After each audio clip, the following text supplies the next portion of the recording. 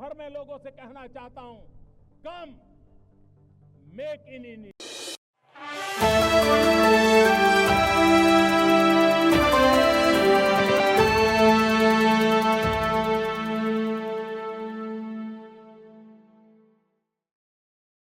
मित्रों, आज पूरा देश गुरु गोविंद सिंह जी के साहिबजादों के बलिदान के इस पावन अवसर पर वीर बाल दिवस मना रहा है।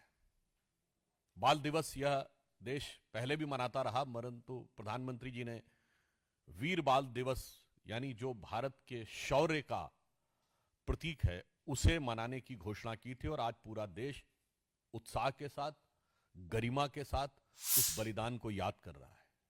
परंतु इसी अवसर पर एक दूसरी तस्वीर उभर कर सामने आती है जो हृदय में बहुत पीड़ा उत्पन्न करती है। बेलगावी में कांग्रेस के द्वारा जो आयोजन किया जा रहा है उसमें बीजेपी कर्नाटक की तरफ से एक ट्वीट जारी होता है जिसमें भारत के नक्शे में पाक अधिकृत कश्मीर और अक्साई चिन्ह गायब दिखता है। आप लोग इसको जाके चेक कर सकते हैं ट्विटर पे। कई बार इन्होंने इससे पहले भी किया है, डिलीट करने का प्रयास किया गया, कुछ ट्वीट्स डिलीट भी किए गए थे। और महत्वपूर्ण बात यह है कि महात्मा गांधी की फोटो के साथ लगा है। तो इसलिए आज के इस अवसर पर मैं अपनी वेदना व्यक्त करना चाहता हूं कि ये वो भारत देश है क्या इसी के लिए जिसके लिए राणा प्रताप ने घास की रोटी खाई थी, इसके लिए शिवाजी ने जान की बाजी लगाई थी, जिसके कारण रण में कूदी रानी लक्ष्मीबाई थी, जिसके कारण भगत सिंह ने फांसी गले लगाई थी, जिसके कारण गुरुपुत्रों ने अपनी जान लुटाई थी, और जिस भारत मां के टुकड़े करते तुमको लाज ना आई थी, उस भारत मां की यह छवि तुमने आज दिखाई है। अब इससे एक बात बहुत साफ हो गया है कि भारत को छिन्न भिन्न करने का स्वप्न देखने वाले शक्तियां, भारत को तोड़ने का ख्वाब देखने वाली ताकतों के साथ कांग्रेस के गठजोड़ की तस्वीर अब एकदम साफ हो गई है। भारत को छिन्न भिन्न करने वाली शक्तियों के साथ कांग्रेस की दुरभिसंधि का चित्र इस मानचित्र के साथ बिल्कुल साफ हो गया है। और यह बात हम केवल किसी एक आधार पर नहीं कह रहे हैं। कांग्रेस ने निरंतर इससे पूर्व भी भारत के नक्शे के साथ इसी प्रकार की छेड़छाड़ की है। 24 अक्टूबर 2024 को कांग्रेस की सबसे बड़ी सहयोगी दक्षिण भारत में डीएमके ने अपने ट्वीट में, आप देखिए पुनः एक बार, पाक अधिकृत कश्मीर और अक्साई चिन्ह गायब है। कांग्रेस के वरिष्ठ नेता ने, श्री शशि थरूर ने 30 सितंबर 2022 को कांग्रेस के आंतरिक चुनाव का यानी अध्यक्ष पद का जो चुनाव हो रहा था उसके प्रत्याशी के रूप में जो अपना मैनिफेस्टो जारी किया, देखिए एक बार फिर ये ट्वीट डिलीट कर दिया गया था मगर इसके स्क्रीनशॉट्स अवेलेबल हैं। 30 सितंबर 2022 फिर पाक अधिकृत कश्मीर और अक्साई चिन्ह गायब है। राहुल गांधी जी ने 12 फरवरी 2020 को ट्वीट किया, कोरोना के समय जब कोरोना शुरुआत हो रही थी, एक बार फिर उसमें पाक अधिकृत कश्मीर और अक्साई चिन्ह गायब था। इवन आपको ध्यान हो एक बार इन्होंने ट्वीट किया था जिसमें कि नॉर्थ ईस्ट ही गायब था, जिसको लेकर असम के मुख्यमंत्री हेमंत बिश्व शर्मा जी ने बड़ी कड़ी आपत्ति भी दर्ज की थी। फिर आप देखिए शशि थरूर जी का 21 दिसंबर 2019 एक बार फिर इसमें पाक अधिकृत कश्मीर और अक्साई चिन्ह गायब है। अब हम कांग्रेस पार्टी से बहुत सीधा और साफ सवाल पूछना चाहते हैं कि आज जो आपने एक्स पर पोस्ट किया है और पिछले समय में जब ये ट्विटर था तो जो आपने ट्विटर पर ट्वीट किए थे, उन सब में पिछले कई सालों से एक नहीं कई बार, इवन कांग्रेस की वुमेन्स विंग द्वारा भी एक बार ट्वीट किया गया था उस समय, उसमें भी यही स्थिति थी। लगातार भारत के अलग अलग हिस्सों को काट कर क्यों दिखाया जा रहा है, यह सिर्फ संयोग है या किसी व्यवस्थित भारत विरोधी प्रयोग का हिस्सा है? हम सीधे कांग्रेस से पूछना चाहते हैं कि यह लगातार भारत के हिस्सों को काट कर दिखाना, यह किसके इशारे पर हो रहा है? क्या कोई सोरस सीक्रेट सर्विस से सिग्नल आ रहा है, या फिर कोई आपको लगातार अन्य भारत विरोधी शक्ति जिनसे कि आप अक्सर सुरताल मिलाते हैं, वो 7 समुंदर पार से आपको कोई संकेत दे रही हैं? क्योंकि यहां पर विषय एक बार का नहीं है, यह विषय बारंबार का है और सिर्फ मानचित्रों का नहीं है। आप उन लोगों के साथ खड़े हैं, याद करिए सीए के आंदोलन के समय उन लोगों का समर्थन किया था जिन्होंने कहा था और कुछ ना कर पाए तो कम से कम चिकन नेक काट के नॉर्थ ईस्ट अलग कर देना चाहिए। सीए के आंदोलन में चिकन नेक काट के नॉर्थ ईस्ट अलग कर देना चाहिए का क्या लेना देना था? कांग्रेस उनके साथ खड़ी थी। भारत तेरे टुकड़े होंगे नारे लगाने वालों के साथ खड़ी थी। तो आज हम कांग्रेस से बहुत साफ साफ पूछना चाहते हैं कि आप किन शक्तियों के आधार पर यह कर रहे हैं, और इसके साथ हम इसलिए भी पूछना चाहते हैं कि अब कांग्रेस टेक्निकली मुख्य विपक्षी दल है, मान्यता प्राप्त, क्योंकि पिछले 2 लोकसभाओं में तो उनके पास संवैधानिक दृष्टि से मुख्य विपक्षी दल की संख्या नहीं थी। तो जो कोई भी सांसद शपथ लेता है, आप सबने देखा होगा, क्या कहा जाता है? मैं भारत की एकता और अखंडता को अक्षुण्ण रखूंगा। तो कांग्रेस पार्टी और उसके नेता प्रतिपक्ष संविधान की शपथ का उल्लंघन कर रहे हैं कि नहीं? इसलिए कांग्रेस का राष्ट्र विरोधी चेहरा, और मैं यह भी कहना चाहूंगा कि इससे पहले भी ये देश को टुकड़ों में बांटकर राज कर चुके हैं, सियासत कर चुके हैं, और इसके बाद भी आपने देखा है कि आज भी प्रांत में तोड़ना हो या वर्ग में तोड़ना हो या जातियों में तोड़ना हो, उसके लिए निरंतर लगे हैं। और यह बात मैं ऐसे नहीं कर रहा हूं, कांग्रेस के इसी कर्नाटक में जहां उनका कार्यक्रम चल रहा है, वित्त मंत्री डीके सुरेश जी का बयान याद है? जब उन्होंने कहा कि साउथ इंडिया टैक्स ज्यादा दे रहा है, तो पत्रकार ने उनसे पूछा तो क्या आप अलग होने के बारे में सोचेंगे? उन्होंने कहा हां, हम अलग होने के बारे में भी सोच सकते हैं। यह कांग्रेस सरकार के वित्त मंत्री का दिया गया बयान है।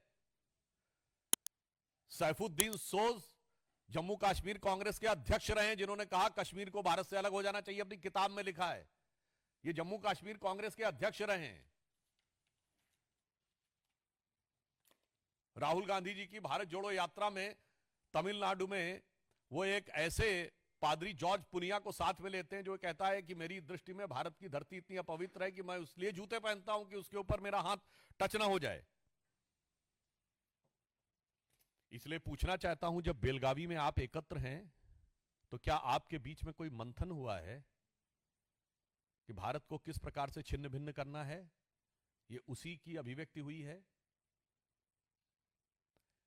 या मैं पूछना चाहता हूं कि ये कांग्रेस का कोई प्रस्ताव ऐसा विचाराधीन चल रहा है, या उनकी हाईकमान ने कोई कमेटी गठित की है जो निरंतर इस प्रकार के भारत विरोधी बातें और भारत के अंदर एक दूसरे से लड़ाने का प्रयास?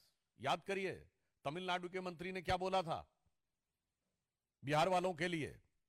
तेलंगाना में कांग्रेस की सरकार है, वहां के मंत्री और मुख्यमंत्री क्या बोल चुके हैं उत्तर भारत और विशेषकर बिहार वालों के लिए? यह क्या है? एक दूसरे के प्रति नफरत। इसलिए यहां से कांग्रेस की मानसिकता साफ हो जाती है कि इनको देश के टुकड़े करके भी, समाज के टुकड़े करके भी, संस्कृति को अपमानित करके भी, वर्ग प्रांत और भाषा के ऊपर लड़ाकर भी येन केन प्रकारेण सत्ता प्राप्त करनी है। और अब ये जो निरंतर नक्शे दिखाए हैं, इससे कांग्रेस की का नक्शा कदम क्या है ये बहुत साफ हो गया है। परंतु हम अंत में यह आश्वस्त करना चाहते हैं कि प्रधानमंत्री श्री नरेंद्र मोदी जी के नेतृत्व में ऐसी सभी शक्तियों को लेकर सरकार सजग है, और हमें पूर्ण विश्वास है कि जितनी सरकार सजग है उतनी ही इस देश की जनता भी सजग है, सतर्क है, और एक पैनी नजर इन ताकतों पर रखे हुए है, और इनके मंसूबे कभी कामयाब नहीं होंगे। तो मैं इस पंक्ति के साथ समाप्त करता हूं कि जाति, प्रांत और वर्ग भेद के भय को दूर भगाता है, भ्रम को दूर भगाता है। आज जो कांग्रेस प्रयास कर रही है भ्रम फैलाने का, जाति, प्रांत और वर्ग भेद के भ्रम को दूर भगाता है। सबके मन का भाव एक है, सबकी भारत माता है। अनेकता में ऐक्य मंत्र को जन जन फिर अपनाता है। और देखो प्यारा देश हमारा आगे बढ़ता जाता है, और कोई भी विरोधी शक्तियां, प्रतिगामी शक्तियां भारत के इस विकास को, भारत की शक्ति को रोकने में सफल नहीं होंगी। यह प्रधानमंत्री श्री नरेंद्र मोदी जी के नेतृत्व में भाजपा और एनडीए सरकार का संकल्प है। देखिए रवीन जी, मैंने अपने वक्तव्य में स्पष्ट कहा कि पहली बार कॉन्स्टिट्यूशनली 2 लोकसभाओं के बाद कांग्रेस के पास कॉन्स्टिट्यूशनली नेता प्रतिपक्ष का पद है। तो इस समय वो कॉन्स्टिट्यूशनल ऑब्लिगेशन से बंधे हुए हैं, वो संवैधानिक दायित्व से बंधे हैं। इसीलिए हमने उनसे सीधा सवाल पूछा है कि आपने किस आधार पर, किस प्रस्ताव पर, किसके इशारे पर यह किया है। सवाल संवैधानिक और नैतिक है, कॉन्स्टिट्यूशनल और मॉरल है, और पॉलिटिकल है। यानी 3 चीजें हैं, पॉलिटिकल, मॉरल एंड कॉन्स्टिट्यूशनल, नैतिक, संवैधानिक और राजनीतिक। यदि इस प्रश्न का उत्तर कांग्रेस नहीं देगी, तब फिर अन्य विकल्पों के बारे में भी विचार किया जा सकता है। देखिए, इस विषय के ऊपर सर्वोच्च न्यायालय ने अपना मंतव्य दे दिया है, तो मुझे लगता है कि उसके बारे में अंतिम निर्णय आने तक प्रतीक्षा करनी चाहिए। और जहां तक सभ्यतागत अन्याय का विषय है, तो ये इस विषय के ऊपर एक सौहार्द बना रहे, ये सामाजिक दायित्व भी है। इसलिए सभ्यतागत अन्याय के ऊपर गर्व करने की भावना से भी बचना चाहिए। ये पहली बात तो मैं स्पष्ट कर दूं कि इंडिया ब्लॉक जैसी कोई चीज पार्लियामेंट में अस्तित्व में नहीं है। इससे साफ समझ में आ जाता है कि एक धोखा था। और इसलिए कि जैसे हमारा एनडीए है, तो एनडीए की विधिवत बैठक हुई, जिसमें प्रधानमंत्री श्री नरेंद्र मोदी जी एनडीए संसदीय दल के नेता चुने गए। एक एक सांसद का साइन किया हुआ प्रस्ताव है, और लोकसभा अध्यक्ष के पास भी उसकी सूचना है, और राज्यसभा के सभापति के पास।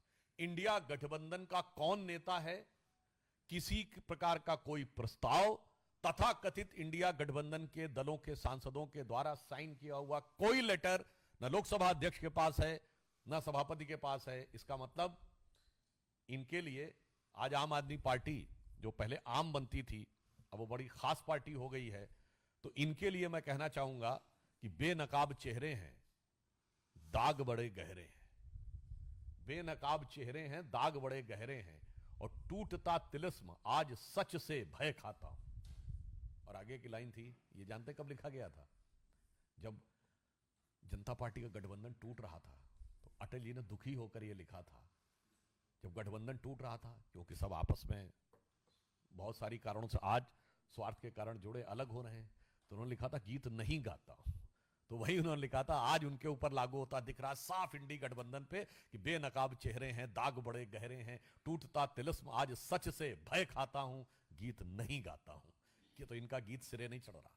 देखिए, पहले तो आप जो सूचना है इसका किस आधार के ऊपर स्रोत है, और अब तो इलेक्टोरल बॉन्ड के जजमेंट के बाद सारी चीजें ओपन पब्लिक डोमेन में है।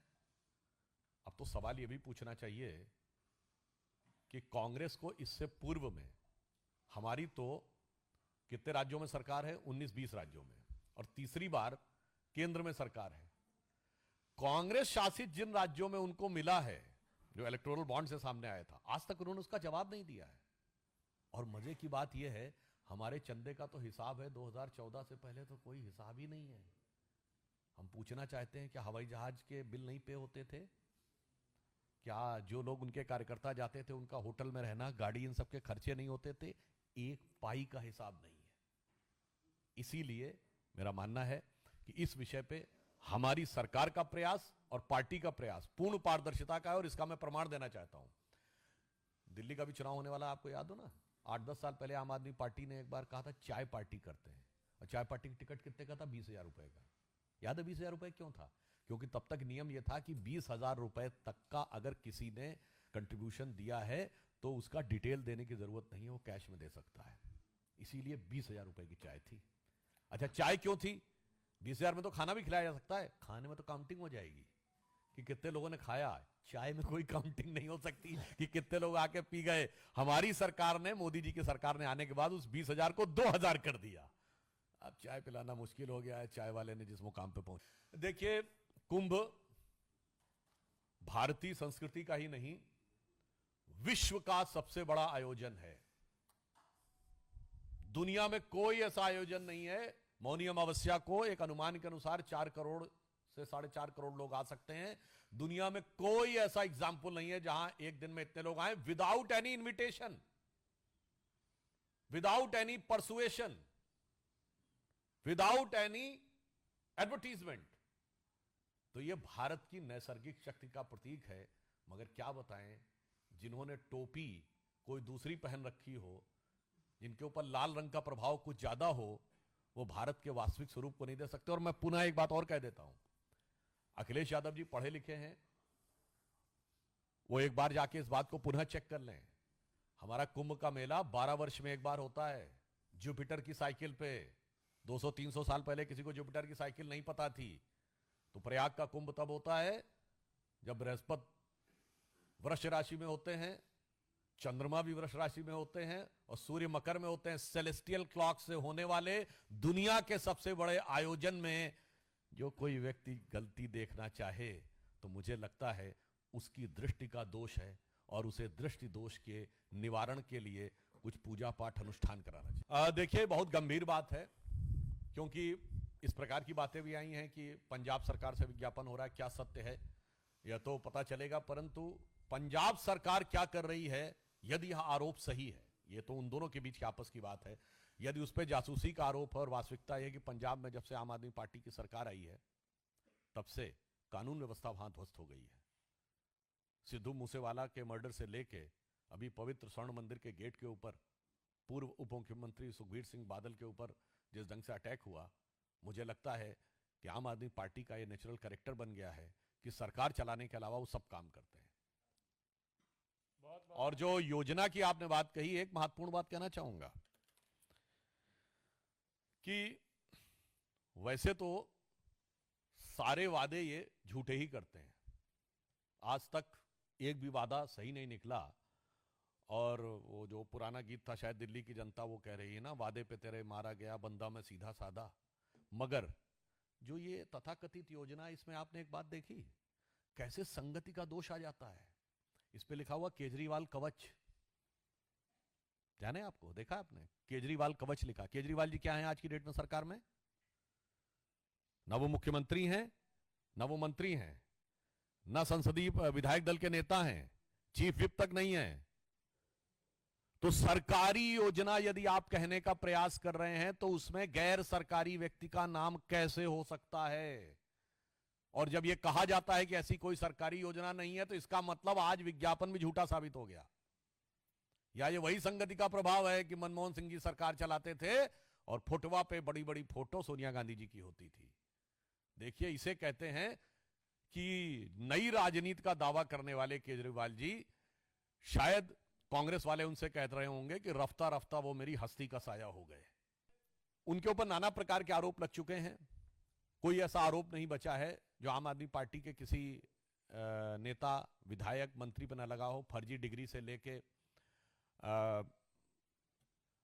स्वास्थ्य में भ्रष्टाचार से लेके एक पौवे के बदले दूसरा पौवा फ्री देने से लेके माफियाओं के साथ बातचीत करने से लेके, और उनके एक विधायक के ऊपर उनकी पत्नी ने आरोप लगाया था कि कुत्ते से कटवाते थे। तो मुझे लगता है इतने विविध प्रकार के आरोप लग चुके हैं, तो हो सकता है उसी आरोपों की श्रृंखला में यह भी एक आरोप हो, तो कोई नई बात नहीं है, क्योंकि ये नई राजनीति के नए नए चेहरे हैं जो आम आदमी पार्टी के द्वारा आज दिखाई पड़ रहे हैं।